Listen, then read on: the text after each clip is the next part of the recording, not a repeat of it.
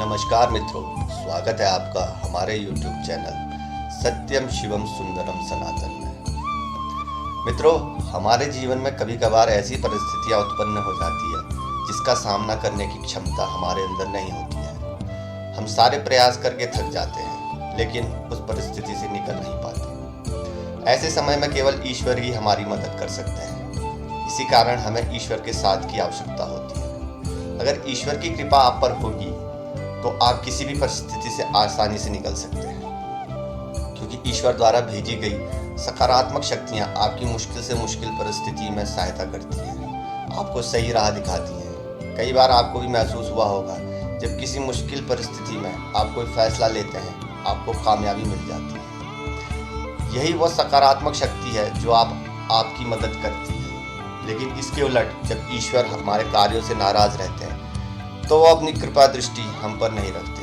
फिर कितनी भी कोशिश करने के बावजूद भी निराशा ही हाथ लगती है, क्योंकि शास्त्रों में कहा गया है, जिस मनुष्य का अनिष्ट होना तय होता है, ईश्वर उसकी बुद्धि पहले ही हर लेते हैं। फिर ना तो अच्छा सोच पाता है, ना ही अच्छा कर पाता है, उसे केवल बुरा ही बुरा दिखाई देता है। इसलिए हमें यह प्रयास करना चाहिए कि ईश्वर की कृपा दृष्टि सदा हम पर बनी रहे। आज हम जानने वाले हैं ऐसी ही एक शक्तिपीठ के बारे में, जहां ईश्वर की कृपा सभी भक्तों पर बरसती है। मित्रों, हनुमान जी आज कलयुग में भी विद्यमान है, जिसका उल्लेख हमारे शास्त्रों में भी मिलता है। बहुत सी जगहों में हनुमान जी के होने के प्रमाण भी मिले हैं। ऐसा ही एक धाम महादेव, महाबली और सैकड़ों दिव्य शक्तियों से भरा हुआ है, जिन सभी अनुभव व उनकी उपस्थिति इस धाम के परिसर आपको अवश्य होगी। यह है छतरपुर जिले में स्थित बागेश्वर धाम।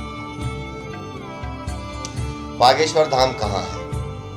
मित्रों, बागेश्वर धाम एक दिव्य और चमत्कारिक धाम है। यहाँ पर दैविक शक्तियों का वास माना जाता है, जहाँ पर बहुत से लोगों की मनोकामनाएं पूर्ण होती हैं, उनकी हर समस्याओं का हल होता है। यह एक निःशुल्क धाम है, जहाँ पर किसी भी प्रकार का कोई शुल्क नहीं लिया जाता है। इस धाम में आने के लिए आपको ग्राम गढ़ा आना पड़ेगा। ग्राम गढ़ा झांसी सतना हाईवे NH 39 पर स्थित है।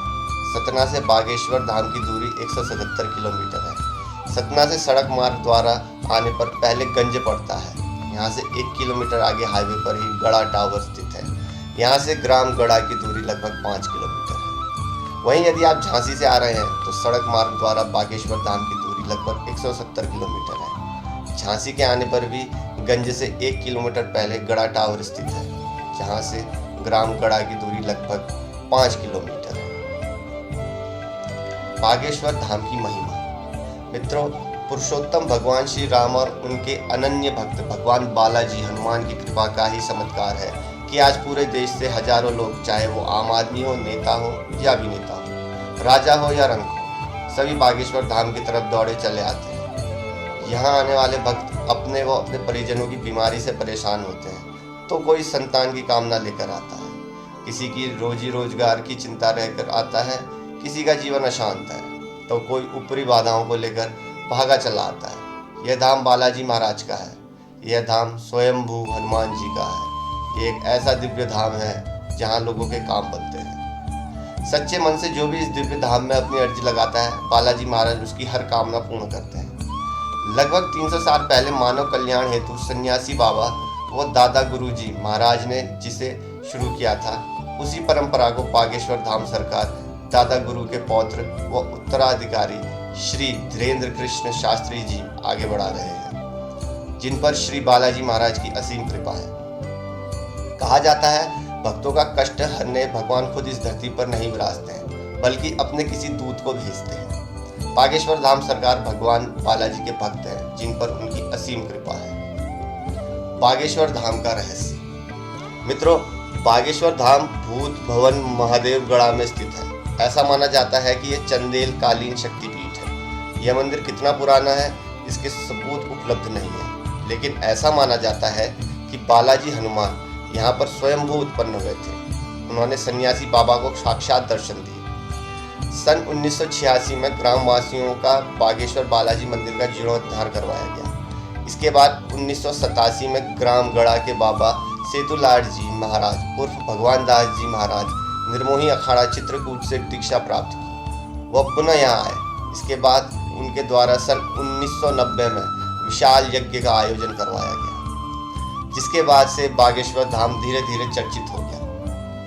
भगवान दास जी महाराज पंडित धीरेन्द्र शास्त्री जी के दादाजी थे। ये एक अच्छे विद्वान भी थे, जिन्होंने सांसारिक और गृहस्थ आश्रम को त्याग काफी पहले ही त्याग दिया था।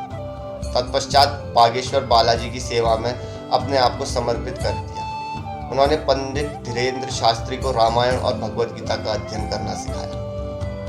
मित्रों, बागेश्वर धाम में महादेव व महाबली बालाजी के अतिरिक्त 3 संतों की समाधि भी है। ऐसा माना जाता है कि ये बागेश्वर महाराज के गुरु हैं, जिनकी शक्ति आज भी इस मंदिर के अंदर समाहित है। वास्तविकता में बागेश्वर धाम में शिव जी का एक प्राचीन मंदिर था। वहाँ सन्यासी बाबा शिव जी के उपासक थे। सन्यासी बाबा लगभग 320 वर्ष पहले वहाँ पर तपस्या करते थे। उन्होंने महादेव की घोर तपस्या की। तभी एक दिन सन्यासी बाबा को स्वप्न आया कि वहाँ पर हनुमान जी का विग्रह है, आप हनुमान जी की सेवा करें। तत्पश्चात वहाँ पर बालाजी का विग्रह जमीन से स्वतः प्रकट हुआ। इसके बाद सन्यासी बाबा को 5 बार हनुमान जी का साक्षात्कार भी हुआ। तब से सन्यासी बाबा ने भगवान भोलेनाथ और हनुमान जी की विधिवत स्थापना की। फिर सन्यासी बाबा उनके सेवा कार्य में लग गया। सन्यासी बाबा के बाद यह कार्य दादा गुरु जी ने संभाला। ऐसी मान्यता है कि सैकड़ों साल पुरानी मूर्तियों और समाधियों की दिव्य शक्तियों की वजह से इस जगह पर हजारों अलौकिक शक्तियाँ निवास करती है, जो लोगों के मन्नत की जानकारी बाबा तक पहुंचाती है। बाबा बिना किसी के कुछ बोले और बताए उसके मन की सारी बात जान जाते हैं। बागेश्वर धाम में घर बैठे अर्जी कैसे लगाएं? मित्रों, बागेश्वर बालाजी के दरबार में जो भी व्यक्ति नहीं जा सकते हैं, वो अपने घर पर ही अर्जी लगा सकते हैं, जिसका तरीका बागेश्वर सरकार पंडित धीरेन्द्र कृष्ण शास्त्री जी बताते हैं। इसके लिए आपको अपने घर पर ही एक लाल रंग का कपड़ा लेना है, एक नारियल लेना है, उसमें अपनी मनोकामना या समस्या लिखकर बांध देनी है। तत्पश्चात 108 बार यानी कि एक माला बागेश्वर बालाजी का मंत्र का जप करना है, जो ओम बागेश्वराय नमः है। आपको लहसुन, प्याज, मांस, मदिरा का त्याग करना होगा। आपको गृहस्थ रहते हुए 4 दिनों तक ब्रह्मचर्य का पालन करना होगा। अब इस नारियल को अपने पूजा के मंदिर में रख दें। यथासंभव जब कभी भी आप बागेश्वर धाम जाएं, तब इस नारियल को वहां बांध दें, अन्यथा इसे अपने पूजा के स्थान पर ही रखा रहने दें। आपकी अर्जी लगने के बाद वह बालाजी के दरबार में स्वीकार हुई या नहीं, इसका ज्ञान आपको स्वतः ही हो जाएगा। आपको या आपके घर के किसी भी सदस्य के सपने 2 दिनों तक बंदर के दर्शन होंगे। यदि ऐसा नहीं होता है तो 2 से 3 बार मंगलवार को इस उपाय को करिए। साथ ही अनवरत रूप से मंत्र का जाप करें। अर्जी लगाने का अर्थ केवल यही प्रक्रिया नहीं है, बल्कि आपको पूर्ण श्रद्धा और आस्था के साथ बागेश्वर बालाजी व सन्यासी बाबा का स्मरण करना चाहिए। ऐसी मान्यता है कि अर्जी स्वीकार होते ही बालाजी महाराज स्वयं दिव्य दरबार में आपको बुला लेते हैं। बागेश्वर धाम की सच्चाई क्या है? मित्रों, बागेश्वर धाम में समस्या से लेकर समाधान तक के लिए आपको कुछ बोलना या बताना नहीं पड़ता। बस दिव्य दरबार में बाबा के सामने खड़ा होना होता है। फिर सारी समस्याएं व उसका समाधान एक पर्चे पर आपके सामने होता है। लोगों का मानना है कि यह बाबा का चमत्कार है, लेकिन बाबा का कहना है कि यह चमत्कार महादेव, महाबली व सैकड़ों दिव्य शक्तियों का है, जो धाम परिसर में 24 घंटे उपस्थित रहती है। बागेश्वर धाम पहुंचने पर सबसे पहले आपको यहां बने काउंटर में रजिस्ट्रेशन करवाना होता है, जिसमें आपका नाम, पता व मोबाइल नंबर होता है। इसके बाद महाबली, हनुमान व महादेव शिव को अर्जी लगाई जाती है, जिसमें लाल कपड़े में नारियल बांधकर अपनी समस्या को मन में सोचकर यहाँ बांधना होता है।